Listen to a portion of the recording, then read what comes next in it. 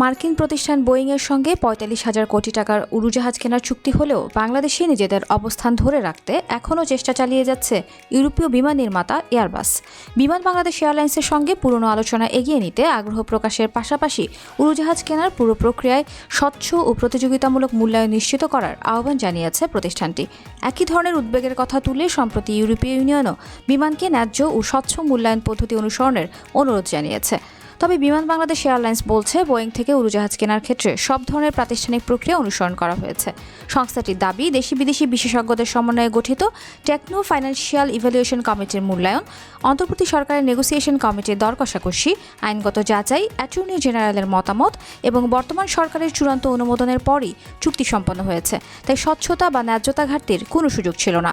গত ৩০শে এপ্রিল যুক্তরাষ্ট্রের বোয়িং কোম্পানির সঙ্গে ৮টি 787-10, 2টি 787-9 এবং 4টি 737-8 উড়োজাহাজ কেনার চুক্তি করে বিমান।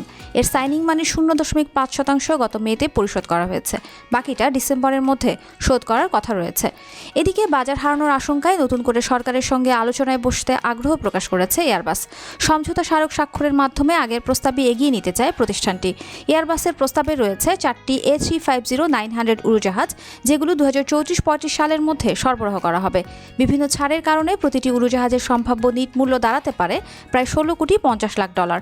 তবে প্রস্তাবে একটি শর্তও রয়েছে, সেটি হলো নির্দিষ্ট সময় পর্যন্ত একই ধরনের উড়োজাহাজ অন্য কোনো নির্মাতার কাছ থেকে কেনা বা সে বিষয়ে আলোচনা না করার প্রতিশ্রুতি দিতে হবে।